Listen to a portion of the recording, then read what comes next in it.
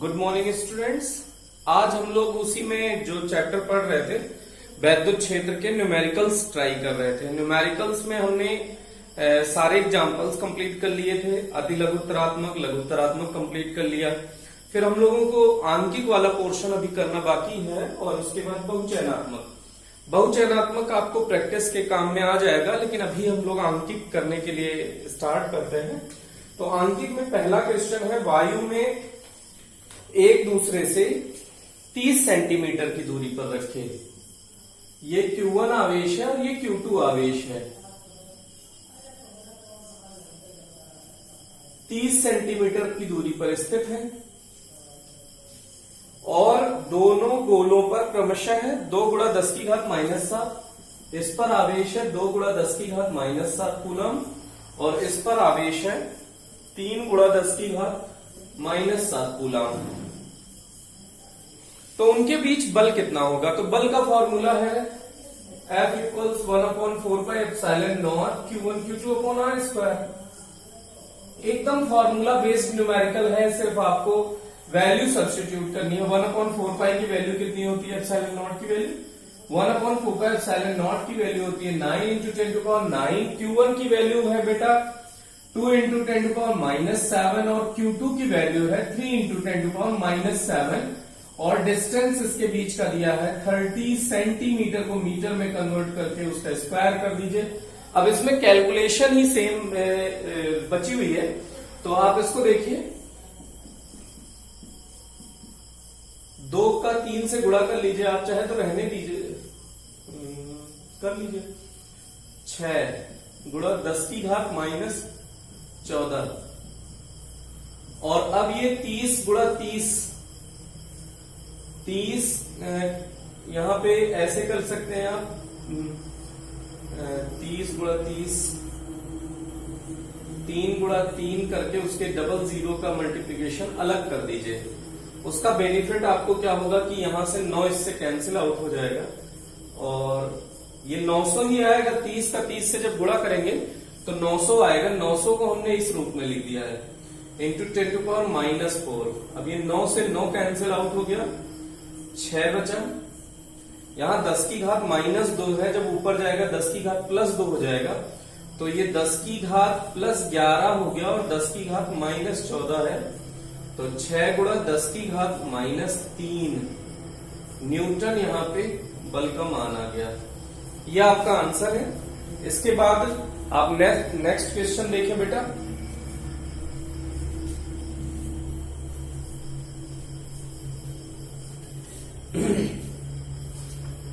Next question है, 2 समान धातु के गोले +10 माइक्रोकूलम और -20 माइक्रोकूलम। इसका 10 माइक्रोकूलम है और -20 माइक्रोकूलम है बेटा। आवेशित किए गए हैं। यदि इनको एक दूसरे के संपर्क में लाकर पुनः उसी दूरी पर रख दिया जाए तो दोनों अवस्थाओं में बल का अनुपात ज्ञात कीजिए। पहले तो आपका ऐसे ही है, आपका जो भी बल है, उसके बाद दोनों को संपर्क में लाया है और फिर अलग करके उतनी ही दूरी पर रखा गया है। तो पहले इस स्थिति में आप बल लिख लीजिए बेटा। F = K Q1 Q2/r²। ये r दूरी मान लीजिए। K का मान यहां कितना है बेटा? 1/4πε0। Q1 का मान है 10 माइक्रोकूलम का मतलब 10⁻⁻6। 20 अगर आप चिन्ह सहित लेंगे तो दिशा भी पता चल जाएगी, और चिन्ह नहीं लेंगे मतलब तो उसमें परिमाण आपका आंसर आएगा। तो दोनों आपके पास ऑप्शन है, आप चाहे तो चिन्ह लें अथवा ना लें। तो 20 माइक्रोकूलम 10 की अब ये चाहे तो इसका चिन्ह ले रहे हैं तो इसका माइनस आगे आ जाएगा। r का मान कुछ r² है, इसे समीकरण नंबर 1 मान लिया हमने। अब उसके बाद दोनों गोलों को आपस में संपर्क करा दिया गया। जब संपर्क कराते हैं तो बेटा आवेशों का पुनर्वितरण होता है। संपर्क कराने पर आवेशों का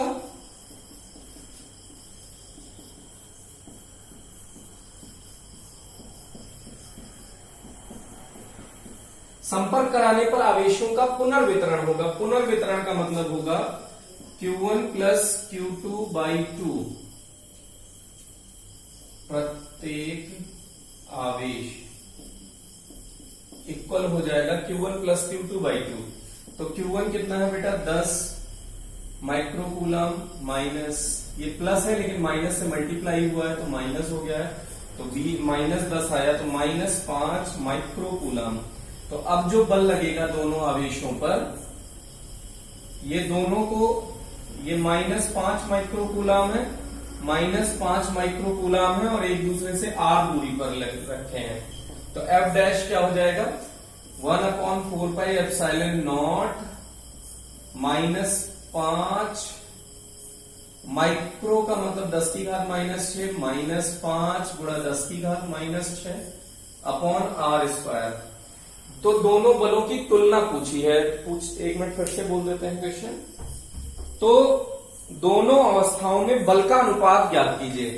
अनुपात ज्ञात करने का मतलब है इस बल का बटे इस बल का अनुपात। आप F अपॉन F डैश निकाल लीजिए। F का मान है माइनस, K का मान आप चाहे तो रख दीजिए क्योंकि दूसरे वाले समीकरण में आपने 1/4 पाई एप्सिलॉन नॉट के फॉर्म में ही लिखा है, तो इसमें भी 1/4 pi epsilon not 10 into 20 into 10 की घात माइनस 12 अपॉन r स्क्वायर। ऐसे ही इसका भी हो जाएगा, माइनस तो होगा ही इनके दोनों का, तो माइनस। अब यहां माइनस माइनस का मल्टीप्लीकेशन हो गया बेटा प्लस, तो 1/4 पाई एप्सिलॉन नॉट, तो माइनस 5 को हम 5 इंटू 5 लिख दिए क्योंकि माइनस माइनस का गुणा हो गया, प्लस इंटू 10 की घात माइनस 12 अपॉन r स्क्वायर। ये कैंसिल आउट हो गया, r स्क्वायर से r स्क्वायर कैंसिल आउट हो गया, 10 टू पावर माइनस 12 से 10 to power minus 12 cancel out हो गया। 5 का टेबल गया 2 बार और 5 4 बार, तो ये f अपॉन f डैश आया -8/1। तो f अनुपात, f डैश का अनुपात है 8:1। -8 भी लिख सकते हैं, उससे कोई फर्क नहीं पड़ेगा। ओके, तो ये इसका नेक्स्ट क्वेश्चन था बेटा, इसको आप वीडियो पॉज करके नोट कर लीजिएगा। इसने कहा है पहले ये दोनों पर आवेश इतना इतना था, फिर संपर्क करा दिया है, तो अब उनका बल जो भी होगा उन दोनों बलों का अनुपात पूछा है। तो बल संपर्क कराने पर आवेशों का पुनर्वितरण होता है और आवेश इस प्रकार विभाजित हो जाते हैं Q1 प्लस Q2 बाई 2 के रूप में। तो प्रत्येक गोले पर आवेश अब इतना रहा होगा। इसके बाद का नेक्स्ट क्वेश्चन देखें बेटा।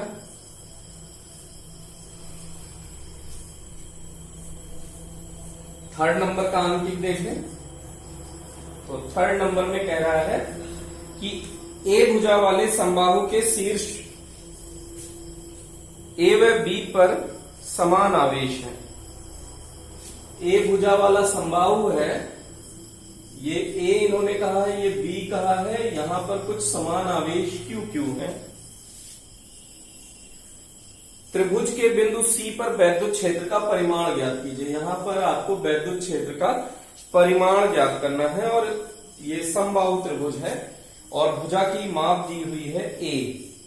ये भुजा की माप क्या है बेटा ए।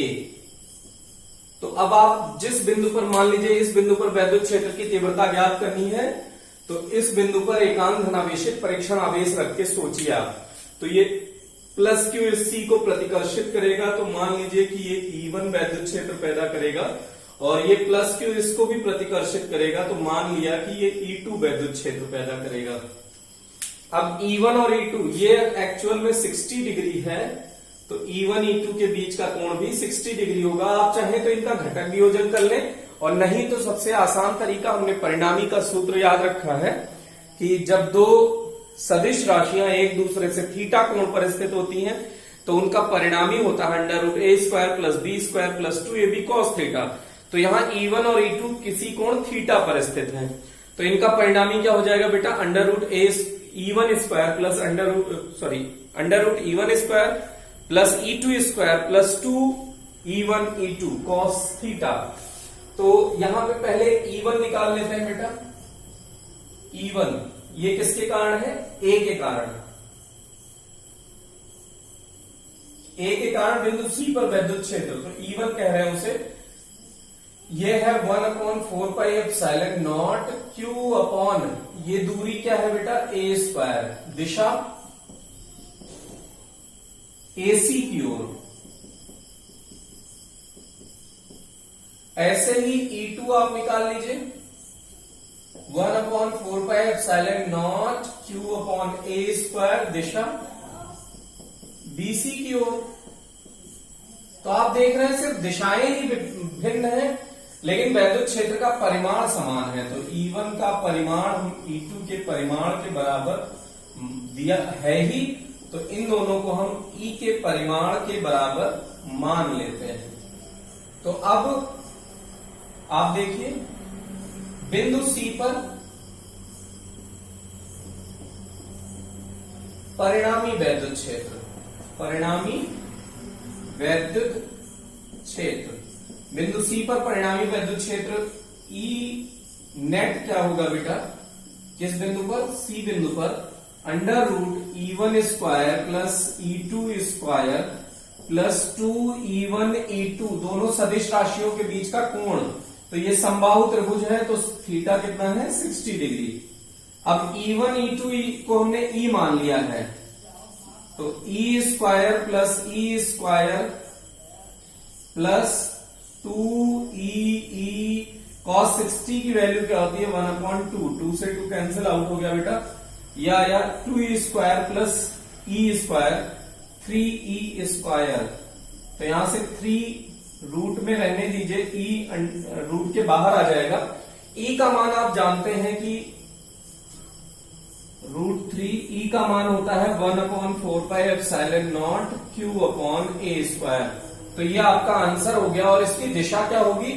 इसके परिणामी के बीचों बीच से होकर जाएगी, बिंदु सी से दूर की ओर, ऊपर की दिशा में बिंदु सी से दूर की ओर होगी, ये इसकी दिशा होगी। या ऐसे कह सकते हैं E1 और E2 के मध्य से होकर जाएगा इसका परिणामी। तो ये हो गया आपका इसका सोल्यूशन। आप इसको नोट कर लीजिए। इसको शॉर्टकट में √3KQ अपॉन a स्क्वायर भी लिख सकते हैं। इसके बाद का नेक्स्ट न्यूमेरिकल आप देखें,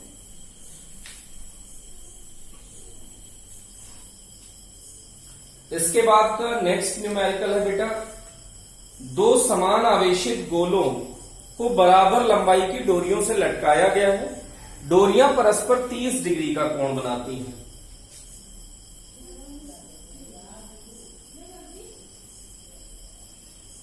ये पहली स्थिति है, इनके बीच का ये कोण 30 डिग्री है, तो ये थीटा 15 डिग्री हो जाएगा। ये भी थीटा है कुछ 15 डिग्री। जब 0.8 ग्राम पर सेंटीमीटर क्यूब के द्रव में लटकाया जाता है, घनत्व के द्रव में, तो रो लिक्विड दिया है इन्होंने 0.8 ग्राम पर सेंटीमीटर क्यूब, और फिर कह रहा है तब भी वही कोण रहता है। मतलब अब इस पूरे सेटअप को 0.8 ग्राम के लिक्विड के द्रव में डुबो दीजिए, तब भी कोण यही रहेगा, अर्थात थीटा सेम रहेगा। और इन्होंने कहा है गोले के पदार्थ रो सॉलिड लिख दिया है। गोला कैसा होगा बेटा? ठोस, तो उसे हम रो सॉलिड के फॉर्म से रिप्रेजेंट कर रहे हैं। तो यदि गोले के पदार्थ का घनत्व दे रखा है 1.6 ग्राम पर सेंटीमीटर क्यूब हो, तब द्रव का परावैद्युतांक ज्ञात कीजिए। एप्सिलॉन आर आपसे पूछा है, या के कहते हैं, बहुत जगह पे के लिखा मिलेगा, और नहीं तो एप्सिलॉन आर भी कह सकते हैं। अब ये क्वेश्चन काफी इंपॉर्टेंट है बेटा, ये आईआईटी में भी आ चुका है क्वेश्चन। तो डिट्टो ऐसा ही क्वेश्चन, सेम क्वेश्चन आईआईटी में रिपीटेड है ये, तो इसको आप देखें, काफी इंपॉर्टेंट है। तो सबसे पहले तो मान लेते हैं कि इनके बीच की कुछ दूरी r है दोनों आवेशों के, और इसका घटक वियोजन कर देते हैं। मान लीजिए कि डोरी पर तनाव T होगा, तो इस दिशा में आप घटक वियोजन करिए। तो सबसे पहले इस पे लगने वाला गुरुत्व बल mg, तो T का अगर ये थीटा है तो ये भी थीटा होगा, तो ये T cos थीटा हो जाएगा बेटा, और ये T sin थीटा हो जाएगा। अच्छा ये सेम इधर भी होगा, हम एक तरफ शो कर रहे हैं, उससे कोई फर्क नहीं है। तो अगर ये दोनों गोले आवेशित हैं, क्यू आवेश है, तो इनमें प्रतिकर्षण भी लग रहा होगा। तो प्रतिकर्षण बल फोर्स इलेक्ट्रिकल, तो ये इलेक्ट्रिकल फोर्स लग रहा होगा। ये इसका कंप्लीट घटक वियोजन हुआ बेटा। तो अब इसका कैलकुलेशन लिख लेते हैं। ऊर्ध्वाधर घटक और क्षैतिज घटक। ऊर्ध्वाधर घटक संतुलन साम्यावस्था में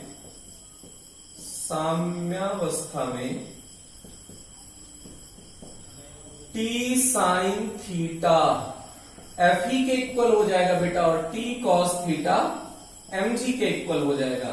तो इन दोनों का अगर डिवीजन करें तो टेन थीटा आ जाएगा F E upon M G. ये समीकरण नंबर 1 मान लिया हमने। यहां तक आप ध्यान दीजिएगा। इसके बाद इसे 0.8 ग्राम पर सेंटीमीटर द्रव वाले उसमें सिस्टम में डुबो दिया जाता है इस पूरे सेटअप को। तो अब पुनः स्थिति, लेकिन इसने कहा इंपॉर्टेंट बात कि कोण वही रहता है जो पहले था। जो थीटा वहां था वही थीटा यहां रहेगा।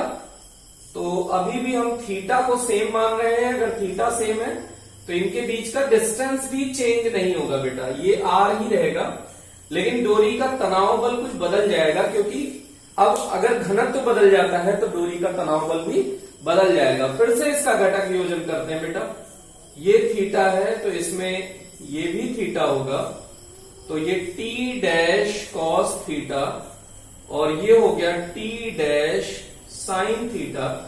अच्छा mg पे कोई फर्क नहीं पड़ेगा, mg ही रहेगा, क्योंकि गोले का द्रव्यमान तो बदलेगा नहीं।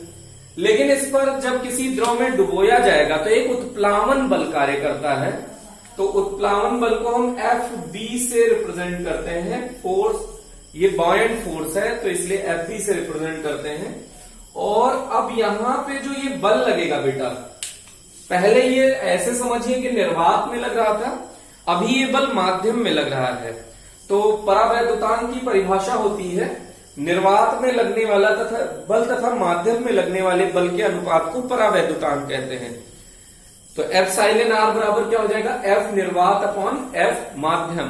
तो यहां पे एफ माध्यम है अभी बेटा, तो एफ माध्यम बराबर क्या हो जाएगा, एफ निर्वात। एफ निर्वात हमने कितना माना है, एफ इलेक्ट्रिकल बटे में एप्सिलॉन आर। ये थोड़ा ध्यान दीजिएगा बेटा, ये इंपॉर्टेंट पॉइंट है।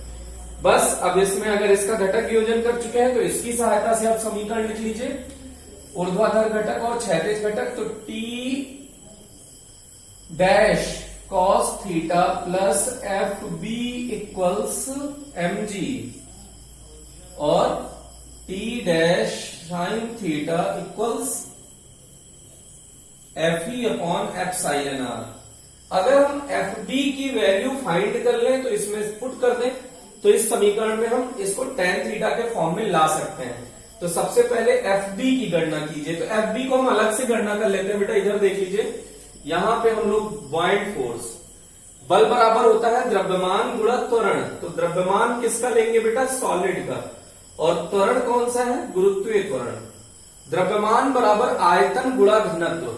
आयतन कितना है, सॉलिड का आयतन लेंगे, और घनत्व किसका लेंगे, जिस द्रव में ये डुबोया जाता है। तो ये घनत्व किसका होगा बेटा, लिक्विड का। इंपॉर्टेंट है, ये आयतन हमने सॉलिड का लिया है, क्योंकि ये उत्प्लावन बल की परिभाषा ही होती है कि जब कोई वस्तु पूरी या आंशिक रूप से किसी द्रव में डुबाई जाती है तो उस पर ऊपर की ओर लगने वाले बल को उत्प्लावन बल कहते हैं। तो उत्प्लावन बल आप देखेंगे, और आर्किमिडीज का सिद्धांत था कि यह लगने वाला बल वस्तु द्वारा हटाए गए द्रव के भार के बराबर होता है। फिर से सुन लीजिए, आर्किमिडीज का सिद्धांत क्या था, जब कोई वस्तु किसी द्रव में पूरी आंशिक रूप से डुबाई जाती है तो उसके भार में कुछ कमी आ जाती है। भार में यह कमी उस वस्तु द्वारा हटाए गए द्रव के भार के बराबर होती है। तो अगर द्रव के भार के बराबर होती है तो यह हटाया गया जो इसका घनत्व है, ये द्रव का घनत्व लेंगे, क्योंकि द्रव ही तो हटाया गया है। और किसने हटाया है, तो इस सॉलिड ने हटाया है। तो आयतन किसका लिया बेटा, सॉलिड का, और घनत्व किसका लिया, लिक्विड का, इनटू गुरुत्वीय त्वरण। ये अब आयतन बराबर होता है द्रव्यमान बराबर आयतन गुणा घनत्व, द्रव्यमान बराबर आयतन गुणा घनत्व। तो यहां पे आयतन है तो इसको द्रव्यमान बटे घनत्व तो लिख सकते हैं क्या? तो हमने इसको लिख दिया, बॉब का द्रव्यमान हमने m यहां भी मान रखा है, देखिए। तो यहां द्रव्यमान तो वही रहेगा और घनत्व तो कितना हो जाएगा बेटा? Rho S into rho L into G. अब इसके बाद हम अगर इनकी वैल्यू रो एल और रो एस की वैल्यू गिवन है बेटा, यही पुट कर देंगे तो कैलकुलेशन इजी हो जाएगी, नहीं तो वहां भी रख के पुट कर सकते हैं।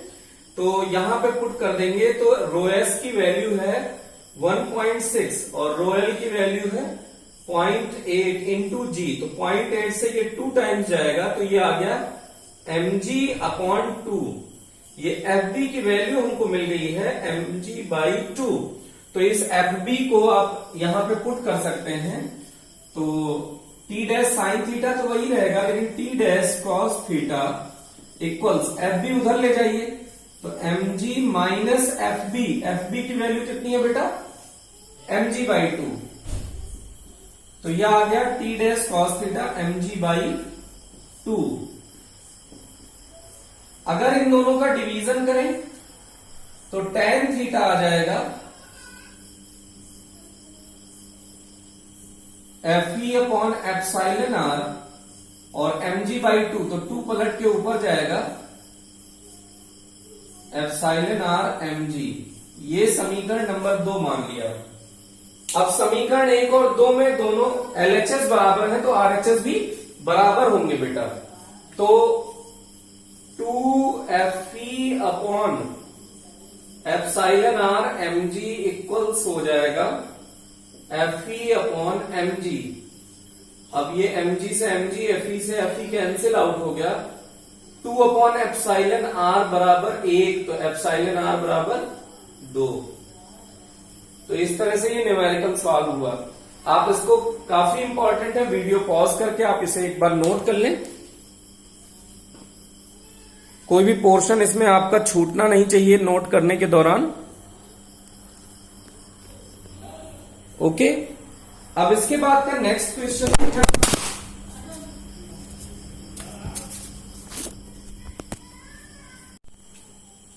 तो इसके बाद फिफ्थ न्यूमेरिकल आप देखें बेटा। दो समरूप गोलाकार चालक है B व C। यहां पे ये B है बेटा और ये C है। समान आवेश से आवेशित है, इसका मतलब माना इस पर Q आवेश है तो इस पर भी Q आवेश है, तथा परस्पर F बल से प्रतिकर्षित करते हैं। तो इनके कारण F लिख दीजिए, कितना है बेटा? 1/4πε0। इनके बीच की दूरी कुछ r मान लीजिए आप। तो Q1 Q2/r², ये फॉर्मूला होता है, तो हो जाएगा 1/4πε0 Q²/r²। ऐसे समीकरण नंबर 1 मान लिया। अब ये कह रहा है कि जबकि इनको परस्पर कुछ दूरी पर रखा गया है। अब इसके बाद ध्यान से सुनिएगा, तीसरा गोलाकार चालक इन्हीं के समरूप है परंतु अनावेशित है। पहले यह B के संपर्क में लाया जाता है, तत्पश्चात C के संपर्क में लाया जाता है और दोनों से अलग कर दिया जाता है। अब B और C के मध्य नवीन प्रतिकर्षण बल ज्ञात कीजिए। तो यहां फिर से वही आवेशों के पुनर्वितरण का कॉन्सेप्ट लगेगा बेटा। आवेशों के पुनर्वितरण में आप देखें क्या करेंगे। अब इसके बाद पहले एक अनावेशित गोले को B के संपर्क में लाए, ये अनावेशित है, और ये B के संपर्क में आया, ये कुछ D मान लीजिए। तो अब इस पर जो आवेश होगा वो आवेशों का पुनर्वितरण होगा।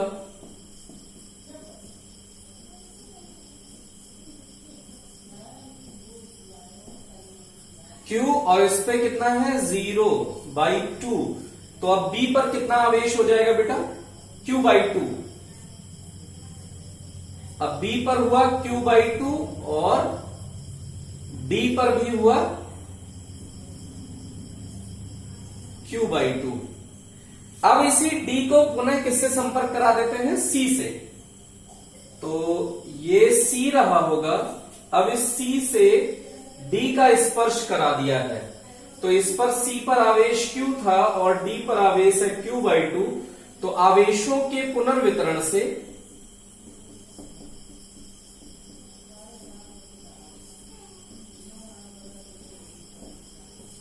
अब दोनों गोलों पर उपस्थित आवेश क्या हो जाएगा बेटा?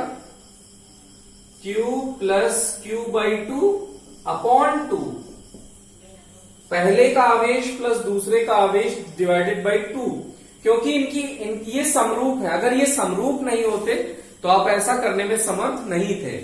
तो अब देखिए बेटा, Q प्लस Q/2 क्या हो गया? 3Q/2 अपॉन 2, तो सबसे नीचे वाला सबसे ऊपर, बीच वाले से मल्टीप्लाई हो गया, तो 3Q अपॉन 4। अब नई स्थिति में देखिए, ये B था और ये C है, तो B पर आवेश कितना है बेटा नई स्थिति में? Q/2, और C पर आवेश कितना है? 3Q/4। अब इनके कारण बल F डैश कुछ मान लीजिए, तो वो क्या हो जाएगा? 1/4πε0। Q1 कितना है बेटा? Q/2। Q2 कितना है? 3Q/4 अपॉन उनके मध्य की दूरी अभी भी R ही होगी, कुछ उतनी दूरी पर रखे हैं, तो इनके मध्य की दूरी R होगी। अब इसको देखिए, 3/4 का 2 से मल्टीप्लीकेशन कर लीजिए, 3/8, और आंसर और क्या आया? 1/4πε0 Q² देखिए, Q² 1/4πε0, ये सारा मान F के बराबर है, तो 3/8F बोल सकते हैं F डैश। तो जो नया बल होगा वो पहले वाले बल का 3/8वां भाग होगा। इस तरह से ये न्यूमेरिकल आप फिर से समझ लें कि पहले ये दोनों QQ आवेश हमने मान लिया है, इन्होंने कहा कुछ आवेश रहा होगा, तो समान आवेश था, तो इनके बीच बल निकाल लिया। अब एक अनावेशित गोला है, उसे पहले B के संपर्क में लाए, तो अनावेशित गोले को हम D मान लेते हैं, B के संपर्क में लाए तो आवेशों का पुनर्वितरण होगा, तो अब D को भी Q/2 मिल जाएगा और B को भी Q/2 मिल जाएगा। अब इस D को उठाते हैं और C से संपर्क कराते हैं, तो D को C से संपर्क करा दिया तो आवेशों का फिर पुनर्वितरण होगा, क्योंकि ये समरूप है। तो Q प्लस Q/2 का फिर आधा कर दीजिए, Q प्लस Q/2 का आधा, तो अब दोनों गोलों पर कितना आवेश हो जाएगा? 3Q/4 लेकिन D को हटा देना है आपको, तो B पर अभी नया आवेश क्या है बेटा? Q/2, और C पर नया आवेश कितना है? 3Q/4। तो इनके मध्य बल निकाल लीजिए, ये हो गया इसका कैलकुलेशन। ओके, इसके बाद नेक्स्ट क्वेश्चन देखिए आप।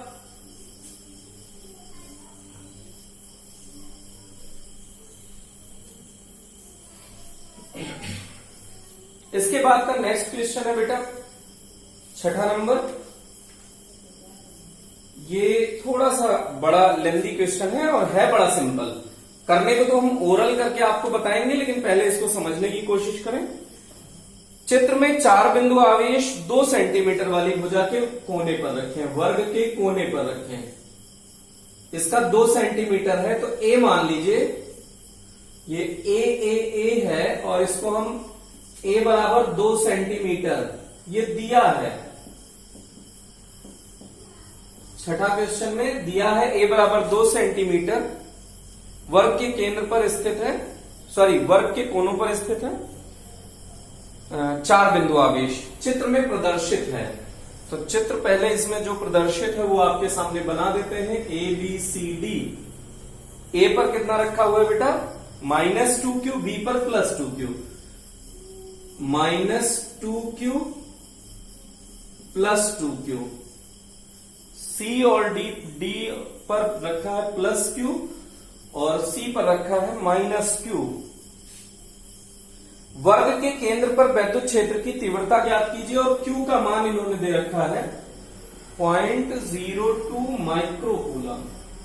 अब इसका यूज बाद में करेंगे, पहले आप वर्ग के केंद्र पर वैद्युत क्षेत्र ज्ञात करना है। तो अगर ये A भुजा का वर्ग होगा तो आप ये कह सकते हैं, यहां पे ये अगर A है तो ये A√2 होगा। कर्ण कितना हो जाएगा बेटा? A√2, तो AC बराबर DB बराबर A√2, भुजा √2 होता है, लेकिन आप ये देख लीजिए केंद्र पर ज्ञात करना है, तो केंद्र कुछ O मान लीजिए, तो O पर जो इसका आधा होगा, तो आप ऐसे कह सकते हैं AO बराबर है OC के बराबर है OD बराबर है OB, इनका मान है A√2/2 आधा, AC और BD का आधा, तो इसका मतलब है A√2 और √2 लिख सकते हैं, 2 को तो कैंसिल आउट हो गया, A/√2। ये ध्यान दीजिएगा, इन भुजाओं की लंबाई हमने लिख ली है, तो यहां से यहां तक की लंबाई A/√2 है, ऐसे ये भी A/√2 है, और ये भी A/√2 है, और ये भी A/√2 है। तो अब यहां पर आपको वैद्युत क्षेत्र ज्ञात करना है परिणामी। तो पहले आप देखिए A वाले पे जो आवेश है वो इसको आकर्षित करेगा, तो इसका कुछ नाम दीजिए EA। जो यहां D पर आवेश है प्लस, तो इस प्लस को प्रतिकर्षित करेगा ED। B पर जो आवेश है वो प्लस है, तो इसको प्रतिकर्षित करेगा EB। और जो C पर आवेश है ये इसको आकर्षित करेगा EC। अब आप देखिए ये दोनों समान दिशाएं विपरीत हैं, लेकिन एक रेखा के अनुदिश हैं। तो परिणामी देखिए, इधर 2Q के कारण है, इधर Q के कारण, तो इधर नेट Q के कारण आ जाएगा। ऐसे इधर 2Q के कारण प्रतिकर्षित हुआ है, इधर Q के कारण प्रतिकर्षित, तो 2Q के कारण Q के कारण, तो यहां नेट बचेगा Q के कारण, तो उन दोनों का परिणाम इधर ले लेंगे, या आंसर आ जाएगा। ये तो ओरल करने का तरीका है, लेकिन सिस्टमेटिक अगर बोर्ड के हिसाब से करना हो तो कैसे करेंगे। तो A के कारण वैद्युत क्षेत्र, तो EA लिख दीजिए। EA कितना है बेटा, 1/4πε0 2Q दूरी है A/√2 का स्क्वायर। दिशा जरूर लिखनी है आपको, तो दिशा है, इसकी दिशा है OA की ओर। ऐसे ही EB आप लिख दीजिए 1/4πε0। B के कारण देखो बेटा, B पे 2Q आवेश है, तो ये इधर प्रतिकर्षण हुआ है, तो 2Q A/√2 का स्क्वायर। दिशा इसकी क्या है बेटा, OD की ओर। ऐसे ही आप EC और ED के कारण लिख सकते हैं, तो EC के कारण क्या है बेटा, 1/4πε0 Q A/√2 का स्क्वायर। दिशा आकर्षित करेगा तो OC की ओर। ED देख लीजिए 1/4πε0, D वाला प्रतिकर्षित करेगा तो Q A/√2 का स्क्वायर। दिशा इसकी होगी OB की ओर। तो अब देख लीजिए भैया, अगर इधर 2Q आवेश के कारण है और Q आवेश के कारण है, तो इस दिशा में परिणामी वैद्युत क्षेत्र मान लेते हैं कि E1 आएगा कुछ, तो OA की दिशा में परिणामी वैद्युत क्षेत्र क्या हो जाएगा बेटा, E1 बराबर EA में से अगर आप घटा दें EC को परिमाण के रूप में, यहां परिमाण आपको घटाना है, तो EA और EC की वैल्यू आपको पता है 1/4πε0 Q A/√2 कॉमन हो रहा है, 1/4πε0 Q A/√2 कॉमन हो रहा है का स्क्वायर, तो यहां 2 - 1 बचा, तो ये 1 हो जाएगा, तो 1/4πε0 Q A/√2 का स्क्वायर। ये समीकरण नंबर 1 मान लिया। ऐसे ही 2Q इधर है बेटा, सॉरी 2Q ने इधर प्रतिकर्षित किया है, तो EB ओडी की दिशा में, ओडी की दिशा में परिणामी वैद्युत क्षेत्र,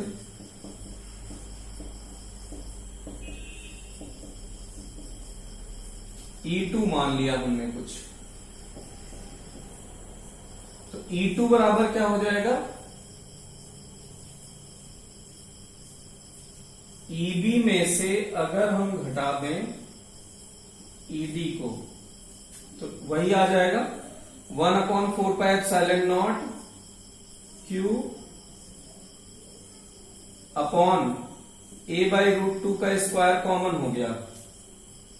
आप B में से D घटा रहे हैं, B में से D घटा रहे हैं, तो 1/4πε0 Q अपॉन a/√2 इसमें भी है, Q अपॉन a/√2 इसमें भी है, तो वो कॉमन हो जाएगा। तो यहां बचा 2, यहां बचा 1, तो 2 - 1, तो ये भी वही आ गया 1/4πε0 Q अपॉन a/√2 का स्क्वायर।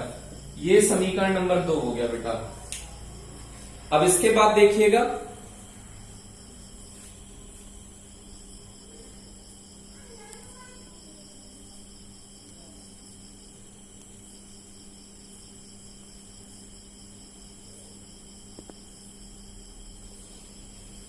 इस वाले पोर्शन को थोड़ा सा स्पेस की कमी के कारण इरेज कर रहे हैं। अब देखिए E1 इधर है, E2 इधर है, तो परिणामी E नेट किधर आ जाएगा बेटा, इधर E नेट कुछ इधर आ जाएगा इनके मध्य में, और E1 E2 के बीच का कोण कितना है, 90 डिग्री। तो E1 E2 के मध्य का कोण है 90 डिग्री। यहां से थोड़ा सा आपको E1 व E2 का परिणामी ये किस बिंदु पर निकाल रहे हैं, बिंदु O पर, तो E नेट, अच्छा E1 का परिमाण E2 का परिमाण E के परिमाण के बराबर है। यहां समीकरण 1 और 2 से आपने क्या देखा है, समीकरण 1 व 2 से E1 का परिमाण E2 के परिमाण के बराबर है। E का परिमाण हमने माना, इसका यूज करेंगे बेटा हम लोग। तो E नेट क्या हो जाएगा बेटा, √E1 square plus E2 square plus 2E1 E2, और कोण कितना है 90 डिग्री, तो cos 90। तो यहां E आप यूज कर लीजिए।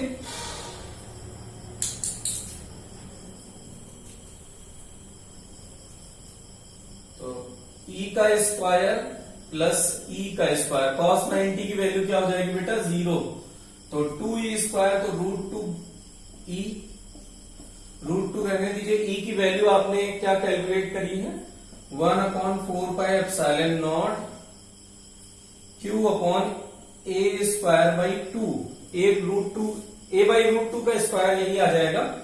तो इसके बाद देखिए बेटा क्या आ जाएगा, इसको पलट के ऊपर ले जाइए, √2 1/4πε0 की वैल्यू हो गई 9 × 10⁹, Q की वैल्यू है 0.02 माइक्रोकूलम, तो 10⁻⁻⁶, ये 2 पलट के ऊपर चला जाएगा, अपॉन में नीचे बचा a²। a का मान कितना है, 2 सेंटीमीटर स्क्वायर है, तो × 10⁻² को 2 बार लिख दिया। अब दशमलव हटाएंगे आप, तो यहां आ जाएगा 100। अब यहां 2 हुआ, ये 2 से 2 कैंसिल आउट हो गया। घात इकट्ठी कर लीजिए बेटा, 9√2, यहां 10⁻9 है, यहां 100 से 10⁻−2 कट गया, ये ऊपर ले जाइए आप, तो ऊपर ले गए तो 10⁻+2 हो जाएगा, तो 10⁻+9 और 10⁻+2, 10⁻11 में से 10⁻6 घटा दीजिए, तो 10⁻+5 न्यूटन पर कूलम। ये E नेट आ गया O पर बेटा। दिशा क्या होगी बेटा, E1 E2 के मध्य में या -I की तरफ, इसकी दिशा क्या होगी बेटा, -I की तरफ। अगर हमने इस तरह का चित्र बनाया है तो इसका ओवरऑल देख लीजिए कैसे आप करते, -2Q के कारण इधर और +2Q के कारण इधर, या ऐसे देखिए -2q के कारण इधर प्लस माइनस q के कारण इधर, तो नेट -q के कारण इधर आ जाएगा। -2q को आप ऐसे लिख सकते हैं ना, -q, तो एक -q का एक -q से तो कैंसिल आउट हो जाएगा, एक -q का इधर बचेगा। ऐसे +2q के कारण इधर और +q के कारण इधर, तो +q का इधर और इसके +q का इधर, तो एक +q यहां बचा तो इसका इधर। अब यहां -q के कारण इधर है, +q के कारण इधर है, तो इनका परिणाम इधर आ जाएगा। ये ओरल करने का तरीका था। इसके बाद नेक्स्ट क्वेश्चन देखिए बेटा,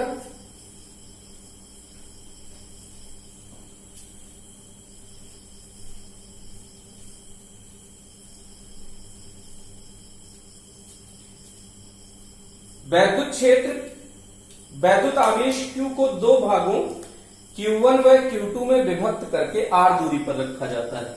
कोई Q आवेश है, उसको Q1 व Q2 में विभक्त किया जाता है। तो मान लीजिए कि यहां Q1 रखा है और यहां Q2 रखा है, R दूरी पर रखा जाता है। दोनों के मध्य प्रतिकर्षण बल का मान अधिकतम होने की शर्त क्या होगी? तो चाहे, अब इसमें देखिए हम लोग चाहते हैं चर जो हो वो कम से कम हो। अब यहाँ Q1 भी चर है, Q2 भी चर है, तो एक समीकरण बनाएंगे, दो दो चर आ जाएगा। तो उस चर को समाप्त करने के लिए यहाँ पे हम Q2 को क्या लिख सकते हैं, देखिए इस समीकरण से Q2 बराबर Q माइनस Q1, तो Q माइनस Q1 लिख दिया। तो अब इनके मध्य बल क्या हो जाएगा बेटा,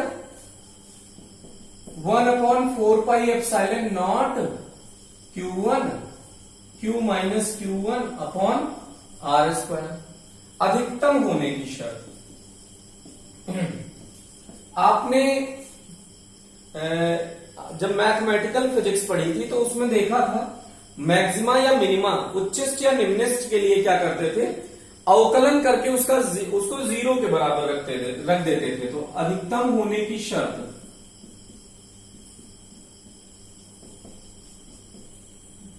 बल के अधिकतम होने की शर्त, बल के अधिकतम होने की शर्त, जो बल है उसका, जो यहां परिवर्ती आवेश है, Q तो निकुल आवेश है, परिवर्ती आवेश क्या है बेटा Q1, तो Q1 के सापेक्ष अवकलन करके 0 के बराबर पुट कर दीजिए, तो अधिकतम होने की शर्त मिल जाएगी। या फिर अगर न्यूनतम पूछा होता तो न्यूनतम होने की शर्त। तो d/dQ1 बल का मान क्या है बेटा, 1/4πε0, Q का अंदर मल्टीप्लाई कर सकते हैं, तो Q1Q minus Q1 square upon R²। जो नियत है उनको बाहर ले लीजिए, तो 1/4πε0 R² तो बाहर हो गया, अंदर बचा d/dQ1, Q1Q minus Q1 square बराबर 0। ये उधर चला जाएगा, पक्षांतर हो गया, 0 हो जाएगा।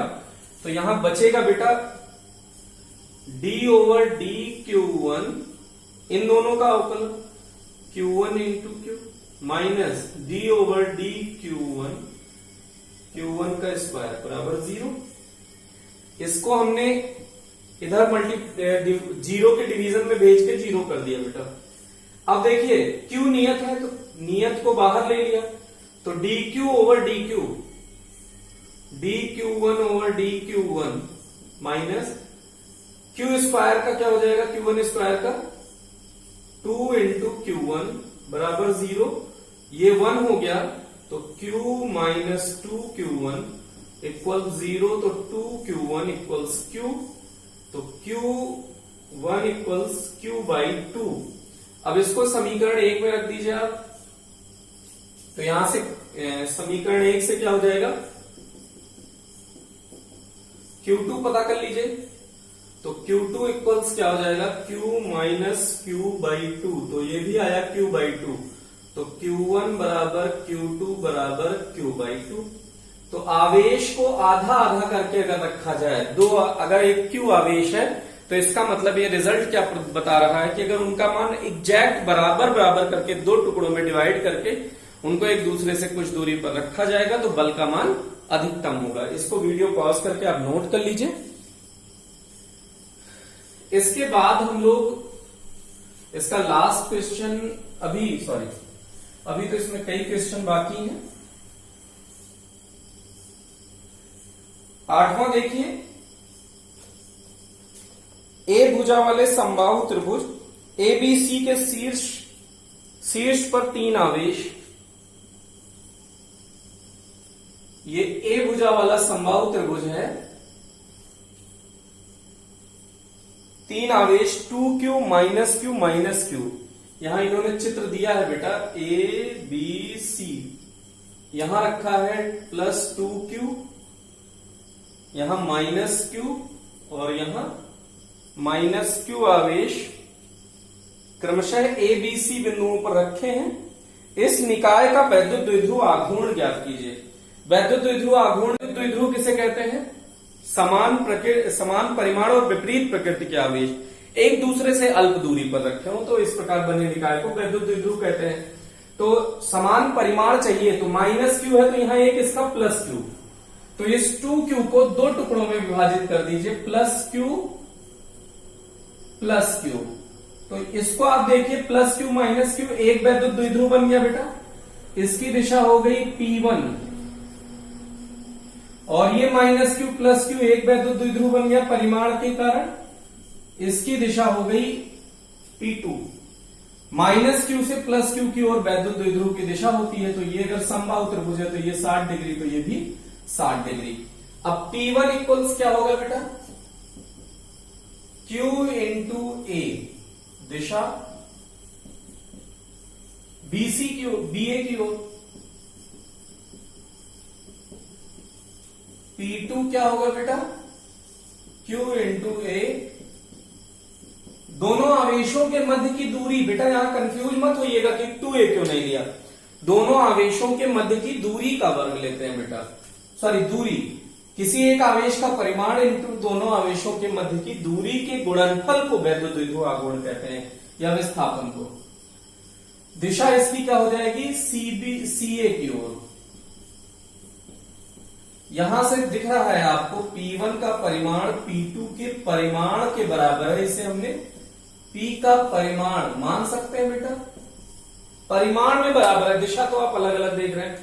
तो P नेट क्या हो जाएगा बेटा? √ P1 का स्क्वायर प्लस P2 का square plus 2P1 P2 cos 60 degree. P net आ गया। P1 P2 को P मान लिया तो P का स्क्वायर प्लस P का square plus 2P square cos 60 की वैल्यू 1/2, तो ये हो गया 3P स्क्वायर। तो √3 रहने दीजिए, P स्क्वायर बाहर आएगा, P हो जाएगा। तो √3P की वैल्यू क्या है बेटा? Q इंटू A, QA, तो √3QA, ये आपका P नेट हो गया।